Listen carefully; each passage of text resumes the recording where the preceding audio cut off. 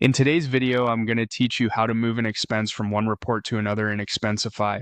First, open the Expensify web app and make sure you're on the home screen.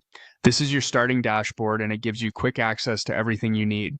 From here, look to the left-hand navigation.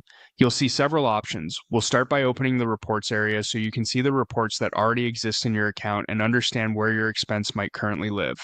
Next, click Reports on the left.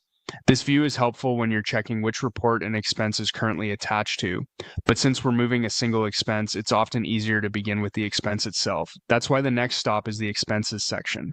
Go ahead and click Expenses. This shows a list of individual transactions regardless of which report they're on, so you can quickly find the exact item you want to relocate. Use the search bar at the top to narrow things down. You can type a merchant name, an amount, a date, or a keyword to filter the list.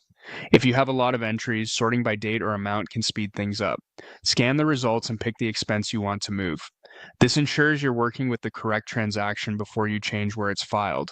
Click the expense to open its details. In the expense view, find the More menu, usually shown as 3 dots. Click More, then choose Move to Report.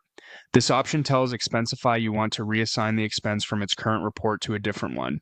You'll now see choices for where to send it. You can create a new report if this expense should start a fresh one, or you can move it to an existing report if you're consolidating similar charges.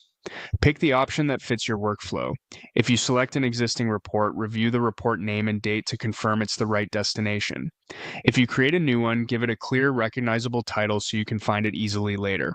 Finally, click to confirm your selection. The expense will be reassigned immediately. It's a good idea to take a quick look at the destination report to make sure the expense appears there and that any categories, tags, or receipts still look correct. If you don't see the Move to Report option, the original report may be submitted or closed.